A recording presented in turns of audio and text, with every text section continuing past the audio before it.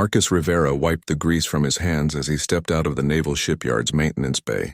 The afternoon sun blazed overhead, casting long shadows across the busy port. After 12 years working as a civilian contractor for the Navy, he thought he had seen everything. Ships came and went, officers barked orders, and Marcus fixed whatever needed fixing. It was honest work that paid the bills and kept him close to the ocean he loved. Today felt different, though. Word had spread through the shipyard that some high-ranking official was coming for an inspection. Marcus didn't pay much attention to military hierarchy.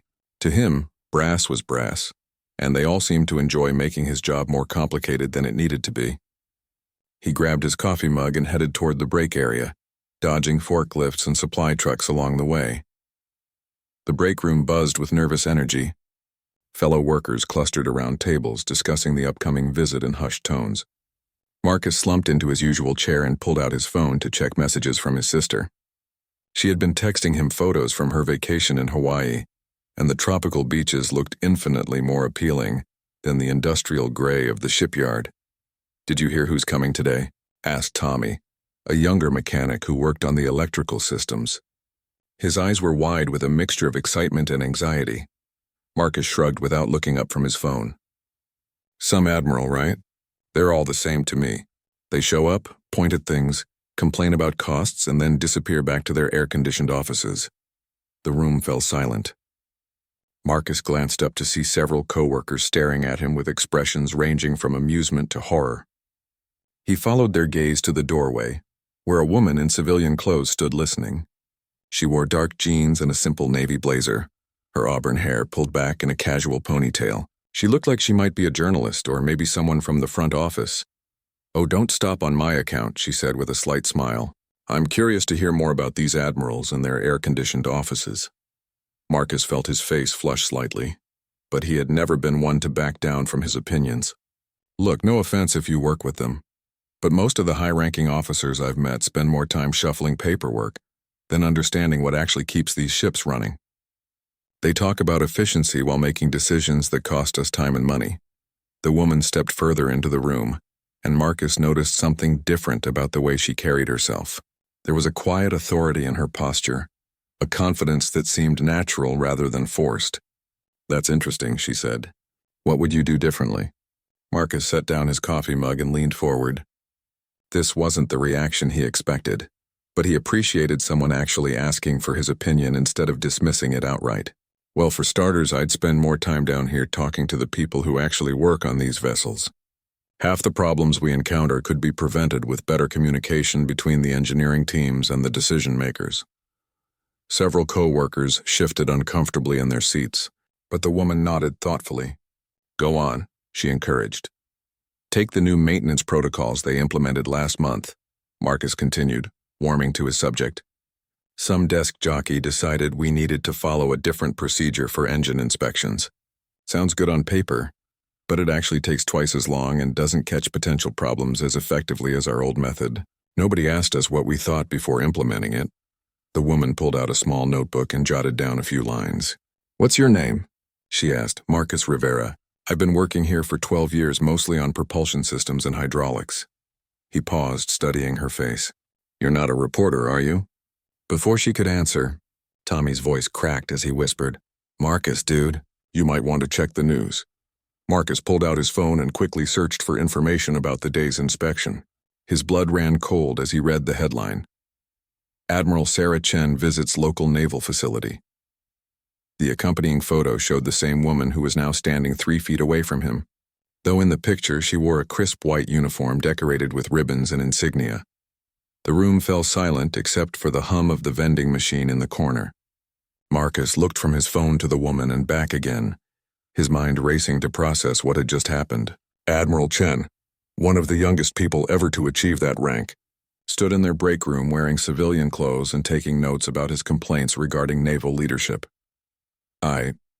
Marcus started, then stopped. His usual confidence evaporated as he realized he had just spent the last 10 minutes criticizing admirals to an actual admiral. "I didn't know who you were." Admiral Chen tucked the notebook back into her blazer pocket. "Would you have said something different if you had known?" she asked, her expression unreadable. Marcus considered lying, but something in her direct gaze made him stick with honesty. Probably. Most people don't appreciate criticism from someone like me. Someone like you? A grease monkey who never went to the Naval Academy. A civilian contractor who fixes things instead of commanding them. Marcus gestured around the break room. Someone who belongs down here instead of up in the tower. Admiral Chen was quiet for a long moment, and Marcus could feel sweat gathering on his forehead despite the air conditioning. His co-workers had started finding excuses to leave the room, abandoning him to face the consequences of his big mouth alone. Tommy shot him a sympathetic look before hurrying out with the others. "Mr. Rivera," Admiral Chen finally said, "I think we should continue this conversation. Would you be willing to give me a tour of the facilities? I'd like to see these maintenance issues from your perspective." Marcus blinked in surprise. This was definitely not how he had expected his day to go. "You want me to show you around? Shouldn't you have handlers or security or something?" "I do," she replied with a small smile. "But I think I'll learn more walking around with someone who actually knows how things work. Unless you'd prefer I get my information from those air-conditioned offices you mentioned." Despite his embarrassment, Marcus found himself smiling back. Maybe this admiral was different from the others after all. He stood up and grabbed his hard hat from the table. "All right, Admiral Chen. Let me show you what really goes on around here." Marcus led Admiral Chen through the maze of walkways that connected different sections of the shipyard. The afternoon heat made the metal surfaces almost too hot to touch, and the constant noise of machinery created a symphony of industrial sounds. He found himself stealing glances at his unexpected companion, still struggling to reconcile the casual woman in jeans with the high-ranking officer he knew her to be.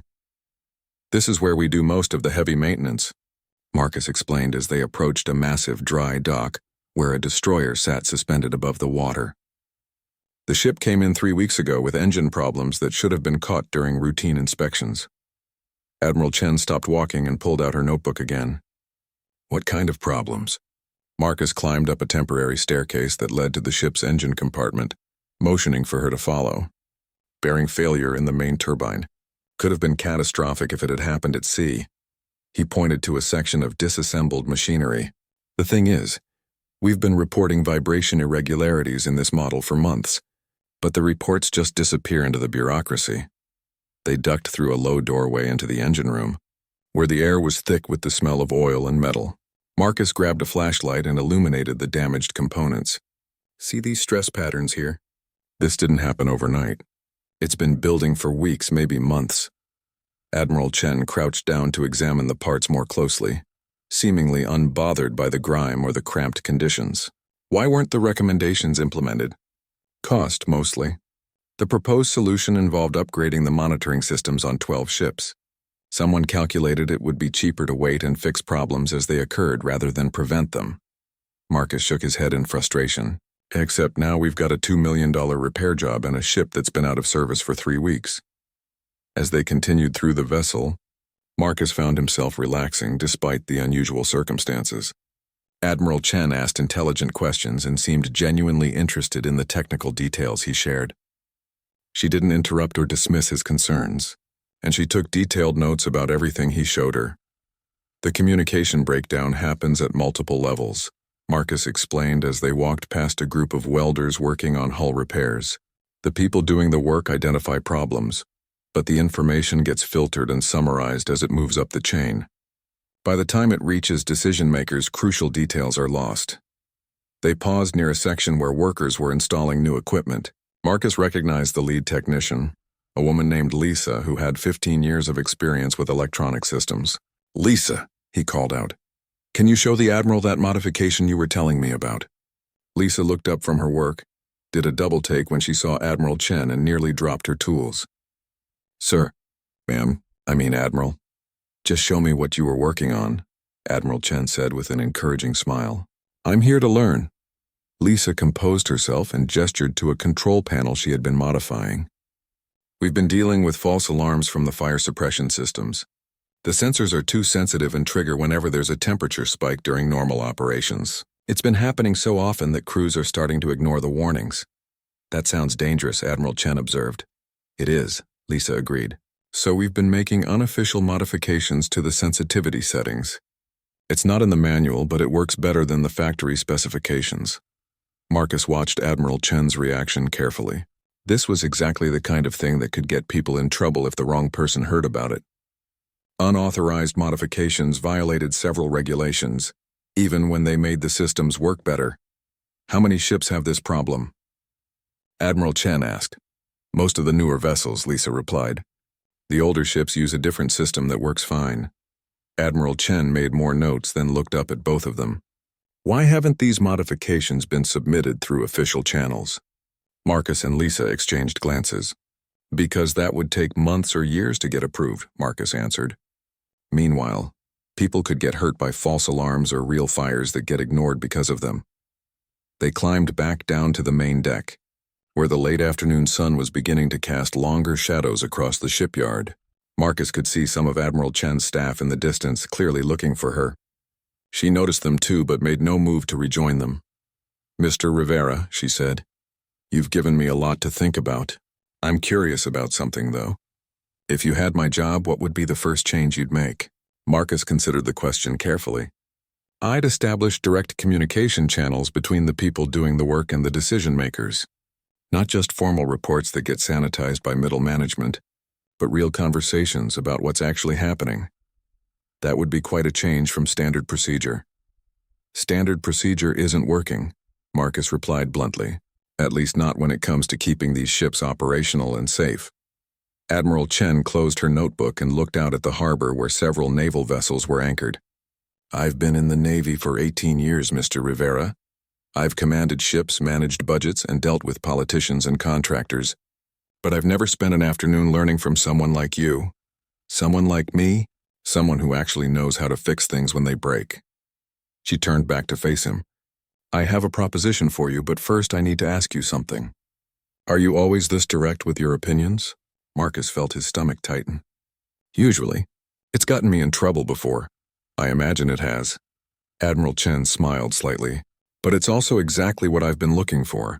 How would you feel about joining my staff as a technical advisor? The position would involve traveling to different facilities and providing honest assessments of operational issues." Marcus stared at her in disbelief. "You want to hire me to criticize the Navy?" "I want to hire you to help fix it. There's a difference." Admiral Chen gestured toward her waiting staff. "Think about it, Mr. Rivera. I have to go deal with the official part of this visit now, but I'll be in touch soon." As she walked away, Marcus stood alone on the ship's deck, watching her rejoin her entourage.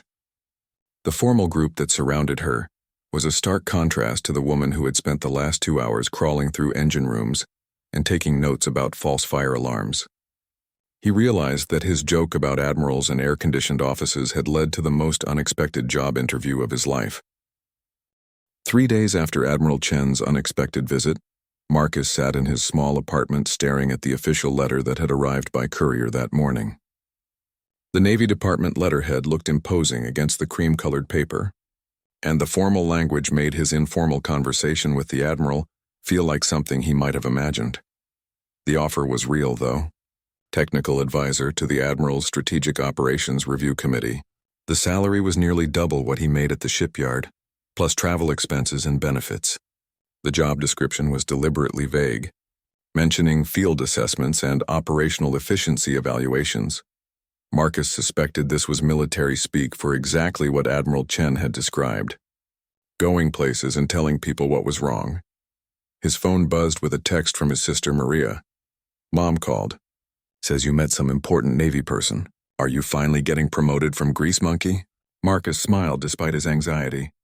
His family had never quite understood his choice to work with his hands instead of pursuing the engineering degree his grades could have earned him.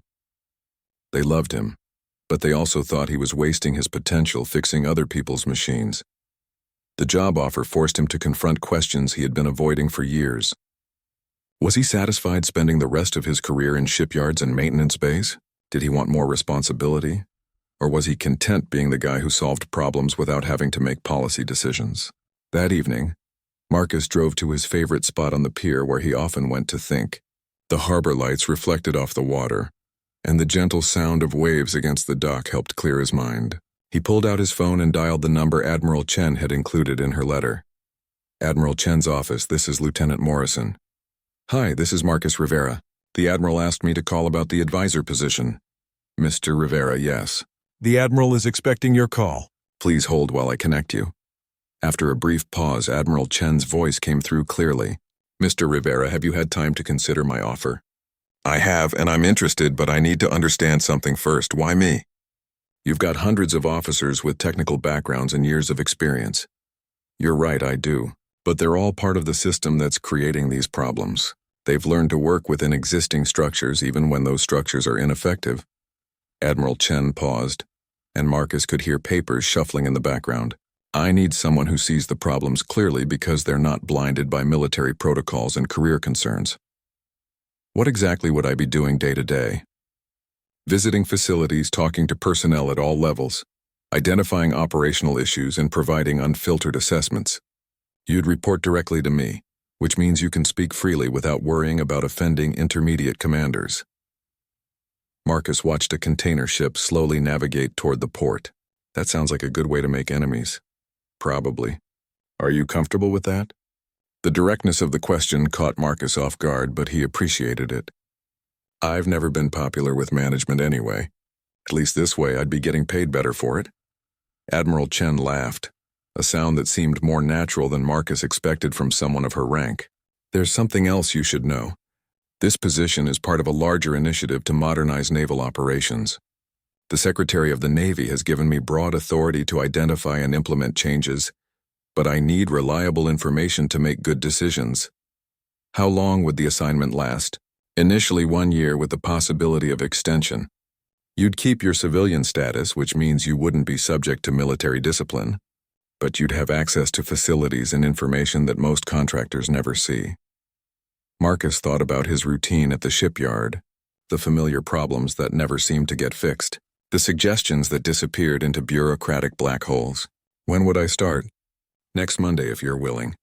I have 3 facilities that need assessment visits in the next 2 weeks. That's fast. The Navy doesn't move quickly on most things, but when the Secretary of the Navy wants something done, time becomes more flexible. Admiral Chen's tone became more serious.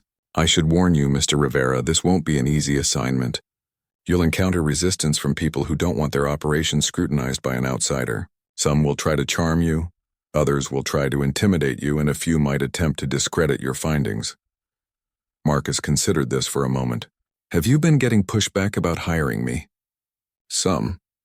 There are people who think technical advisors should have advanced degrees and military experience. They're not wrong that you lack those credentials, but credentials don't guarantee competence, and sometimes an outside perspective sees things that experts miss. Admiral Chen's voice carried a note of determination. I've spent my career working within the system, Mr. Rivera. I know its strengths and weaknesses. What I need now is someone who can see it clearly from the outside. Marcus made his decision. All right, Admiral. I'll take the job. Excellent. Lieutenant Morrison will email you the paperwork tonight. Your first assignment is the Naval Air Station in Pensacola. There have been recurring maintenance issues with their flight operations that 3 different inspection teams have failed to resolve. After ending the call, Marcus sat for a while longer watching the ships in the harbor. Part of him wondered if he was making a huge mistake. He was comfortable at the shipyard even if he wasn't challenged by the work. This new position would put him in unfamiliar environments, dealing with people who might resent his presence and question his qualifications. But another part of him was excited by the prospect of finally being heard. For years, he had watched problems persist because the people who could fix them never got accurate information about what was actually happening. If Admiral Chen was serious about creating direct communication channels between workers and decision-makers, this could be exactly the kind of change he had always thought the military needed. When he got home, Marcus called his sister to share the news. Maria's reaction was characteristically direct. So you're going from fixing ships to fixing the Navy? Something like that. Mom's going to be so proud. She'll probably start telling everyone her son works for an admiral. Marcus laughed. Let's see if I survive the first month before she starts bragging. That night, as he packed for his trip to Pensacola, Marcus reflected on how dramatically his life had changed in less than a week. His casual complaint about admirals and air-conditioned offices had somehow led to the opportunity of a lifetime. Now he just had to figure out how to do the job without getting himself fired or making too many enemies in the process. The Pensacola Naval Air Station stretched across thousands of acres of Florida coastline, its runways gleaming in the morning sun as Marcus arrived for his first official assignment. The base operations officer who met him at the gate wore a polite but skeptical expression that Marcus was beginning to recognize as the standard reaction to his presence. "Commander Peterson," the officer introduced himself with a crisp handshake. "I understand you're here to review our maintenance operations?" "That's right. I'm particularly interested in the recurring issues that have been affecting flight schedules." Commander Peterson's smile tightened slightly. "I should mention that we've had several inspection teams review our procedures recently. Our operations meet or exceed all Navy standards." Marcus had heard variations of this speech at 2 previous facilities. "I'm not here to inspect against standards, Commander. I'm here to understand why problems keep happening despite meeting those standards." They drove through the base in a government sedan, passing rows of training aircraft and maintenance hangars. Marcus noticed immediately that the facility looked immaculate from the outside. The buildings were freshly painted, the grounds were perfectly maintained, and everything appeared to operate with military precision. "Our maintenance completion rate is 93%, Commander Peterson explained as they toured the flight line. "That's above the regional average." "What about the 7% that doesn't get completed on schedule?" "Those are typically complex issues that require specialized parts or extended troubleshooting time." Marcus nodded and made a note in his tablet. The official statistics sounded impressive, but Admiral Chen had shared different information. According to her data, this base had experienced more flight delays due to maintenance issues than any other training facility in the region. Their first stop was the main maintenance hangar, where dozens of technicians worked on various aircraft. The scene looked efficient and well organized, but Marcus noticed something that didn't appear in any official reports. A significant number of aircraft sat in designated waiting areas with red tags attached to their nose gear. "What do the red tags indicate?" Marcus asked. "Aircraft waiting for parts or specialized maintenance," Commander Peterson replied quickly. "It's normal to have some aircraft in queue at any given time." Marcus walked closer to examine the tags and noted the dates. Several aircraft had been waiting for more than 2 weeks. "This plane has been here since last month. What's it waiting for?" "Let me check." Commander Peterson consulted his tablet for several minutes. "Avionics issue. We're waiting for a replacement component." Marcus spent the next hour talking directly with maintenance technicians away from Commander Peterson's oversight. The picture that emerged was significantly different from the official version. The red-tagged aircraft weren't waiting for exotic parts or unusual repairs. Most were grounded by routine maintenance issues that should have been resolved quickly. "The problem isn't getting parts," explained Senior Chief Martinez, a veteran mechanic with 24 years of experience. "The problem is getting authorization to order parts that aren't in our standard inventory." "How does that work?" "Everything has to go through procurement channels. Even if we know exactly what part we need, and even if it's available from the manufacturer, we can't order it without going through the approval process. That can take weeks." Marcus found this information fascinating and troubling. "What happens if a plane needs the same part again?" "We go through the whole process again. There's no mechanism for keeping commonly needed parts in local inventory if they're not on the approved list." Throughout the day, Marcus discovered a pattern of bureaucratic obstacles that created artificial delays. Technicians knew how to fix problems quickly, but regulations prevented them from taking the most efficient approaches. Instead of addressing these systemic issues, the base leadership focused on meeting statistical targets that didn't reflect actual operational effectiveness. During lunch in the enlisted mess hall, Marcus sat with a group of mechanics and avionics specialists. Away from their supervisors, they shared stories that painted a picture of frustration and workarounds. "We've gotten really good at creative problem solving," said Petty Officer Williams, a young woman who worked on communications equipment. "Sometimes we cannibalize parts from aircraft that are scheduled for extended maintenance to keep mission-critical planes flying." "Is that authorized?" "Not exactly, but it's the only way to meet operational requirements. The official process would ground half our fleet while we wait for paperwork to be processed." Marcus realized he was witnessing the same phenomenon he had seen at other facilities. Dedicated personnel were finding ways to accomplish their missions despite, rather than because of, existing procedures. Their innovations never became official policy, so each base had to independently develop solutions to common problems. That evening, Marcus called Admiral Chen to provide his initial assessment. "The good news is that the personnel are highly competent and motivated," he reported. "The bad news is that they're operating within a system that actively prevents them from being efficient." "Give me specifics." Marcus consulted his notes. "Parts procurement takes 3 to 4 weeks for items that should be standard inventory.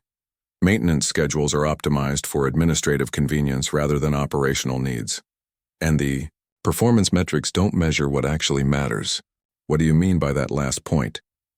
"They're tracking completion percentages but not measuring actual aircraft availability. A plane that's technically completed but sits waiting for a minor part doesn't count against their statistics, even though it can't fly missions." Admiral Chen was quiet for a moment. "What would you recommend?" "Short term, give base commanders authority to maintain local inventory of commonly needed parts. Long term, redesign the performance measurement system to focus on mission readiness rather than administrative compliance." "Those are significant changes, Mr. Rivera. They would require modifying regulations that have been in place for decades." Marcus looked out his hotel window at the base, where lights were still on in several maintenance hangars. "Admiral, I've seen 3 bases now and they all have the same problems. The people working on these aircraft are incredibly skilled and dedicated, but they're fighting their own system every day. If we want better results, we need to give them better tools." "I agree. The question is whether we can convince others in leadership positions to support these changes." "How much resistance are you expecting?" Admiral Chen sighed. "More than I'd like. There are people who believe that strict adherence to existing procedures is more important than operational efficiency. They'll argue that your recommendations would compromise accountability and oversight." Marcus considered this. "What if we could demonstrate improved results at a pilot facility? Show that these changes actually enhance accountability by focusing on outcomes rather than process compliance." "That's an interesting idea. Are you volunteering to implement a pilot program?" Marcus hadn't been thinking that far ahead, but the idea appealed to him. "If you think it would help, yes. I'd like to see if these concepts actually work in practice." "It would be a significant responsibility, Mr. Rivera.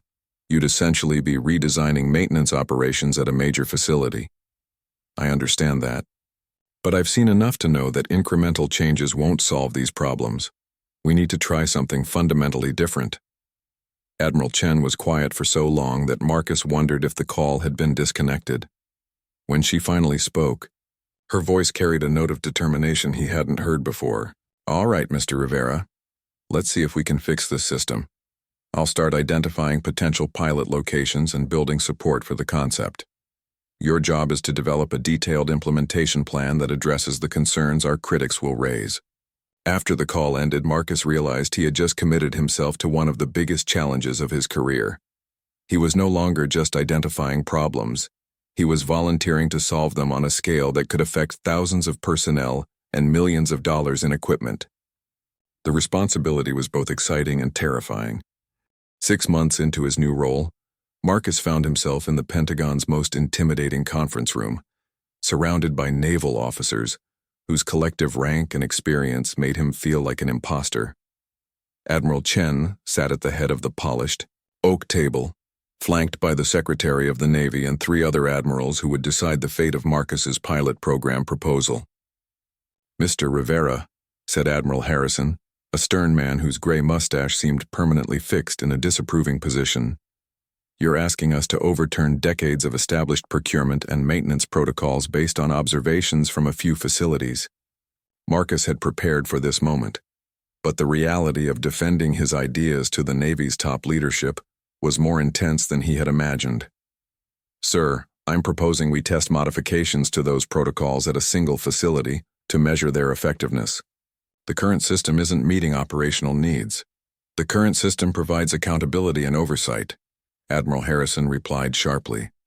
"Your proposed changes would eliminate critical control points in our supply chain." Secretary of The Navy, Patricia Collins leaned forward, her expression thoughtful. Mr. Rivera, walk us through your data again. What specific improvements do you project from these changes? Marcus activated the presentation he had spent weeks preparing. Charts and graphs filled the screen at the front of the room, showing maintenance delays, parts availability, and aircraft readiness rates across multiple facilities. Based on my assessments, the average maintenance delay caused by parts procurement issues is 18 days. This affects approximately 30% of all scheduled maintenance actions. By authorizing base-level inventory management for the 200 most commonly needed parts, we could reduce these delays by an estimated 75%. Admiral Patterson, the youngest of the senior officers present, raised her hand. What about cost control? Distributed inventory management typically increases overall expenses. Actually, ma'am, the analysis suggests the opposite.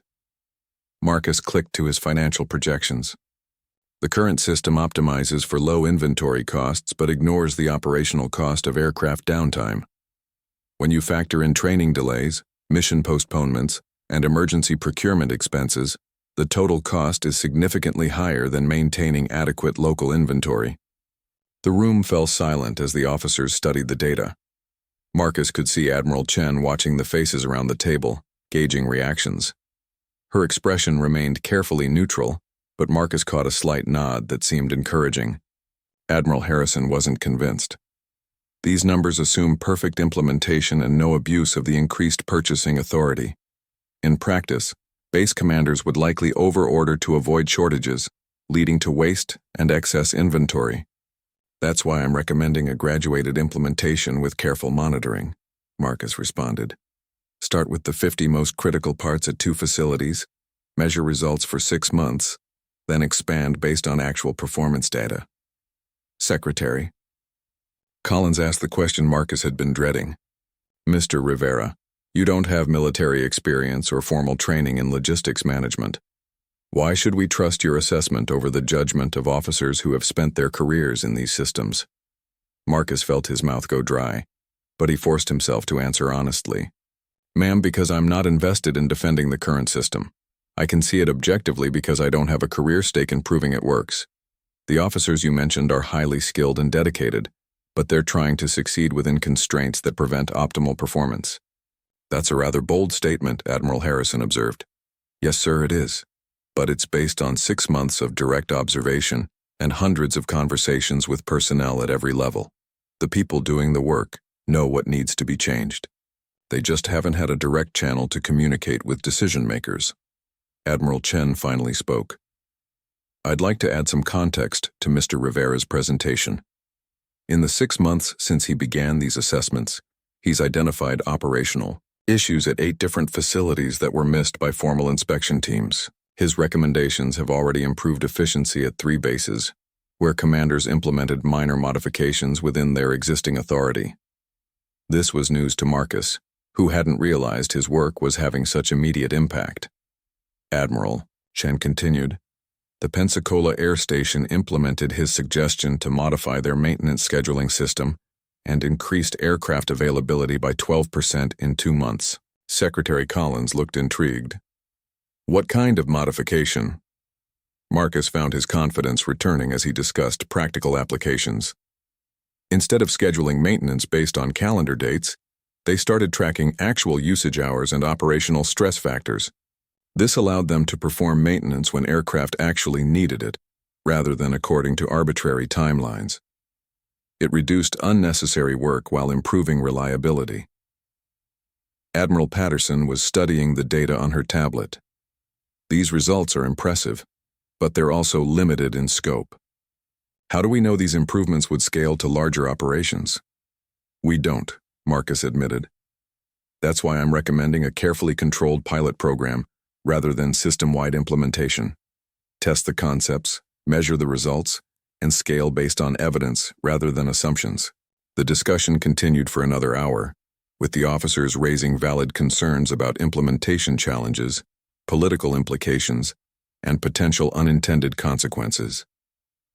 Marcus found himself defending not just his specific recommendations, but the broader concept of allowing innovation within military systems. Finally, Secretary Collins called for a break and asked Marcus to wait outside, while the senior officers discussed his proposal privately. He sat in the Pentagon's corridors for what felt like hours, watching uniformed personnel hurry past on various missions. The weight of the moment wasn't lost on him. A year ago, he was complaining about admirals to his co-workers in a shipyard break room. Now those same admirals were deciding whether to implement his ideas across the naval fleet.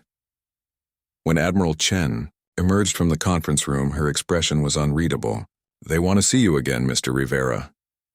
Back in the conference room, Secretary Collins delivered the verdict. "We're going to approve a limited pilot program, Mr. Rivera, but with significant modifications to your proposal. You'll have authority to implement changes at one facility for 1 year, with monthly progress reviews and strict budget limitations." Marcus felt a surge of excitement mixed with anxiety. "Which facility?" "Naval Air Station North Island in San Diego. It's large enough to provide meaningful data, but isolated enough to contain any negative consequences." Secretary Collins fixed him with a direct stare. "This is your opportunity to prove that an outsider's perspective can improve our operations. It's also your chance to fail spectacularly if your ideas don't work in practice." Admiral Harrison added his own warning. "Mr. Rivera, you'll have many people watching your every move, hoping to see you fail. Some will actively try to sabotage your efforts. Are you prepared for that level of scrutiny and opposition?" Marcus thought about all the mechanics and technicians he had met who were working around inefficient systems every day. "Sir, I've spent the last 6 months talking to people who love their jobs but hate the obstacles that prevent them from doing those jobs well. If there's a chance to remove some of those obstacles, I think it's worth the risk."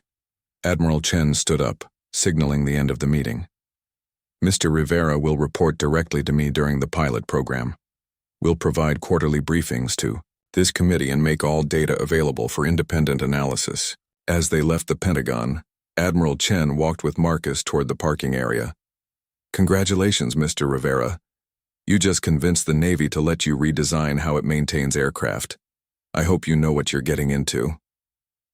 Marcus looked back at the massive building that housed the military's leadership.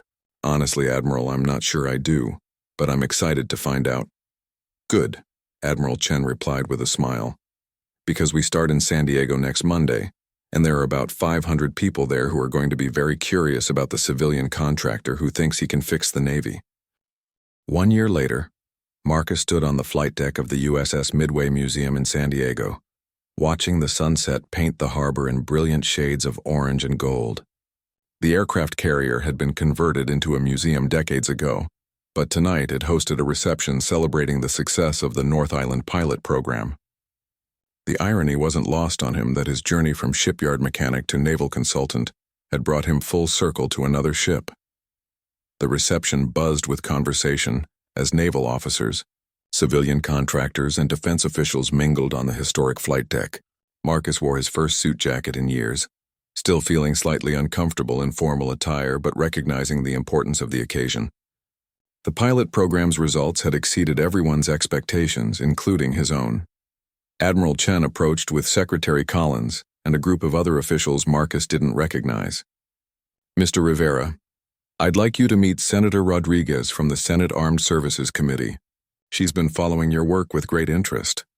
Senator Rodriguez shook his hand warmly. "Mr. Rivera, the results from North Island are remarkable. Aircraft availability up 28%, maintenance costs down 15%, and personnel satisfaction at an all-time high.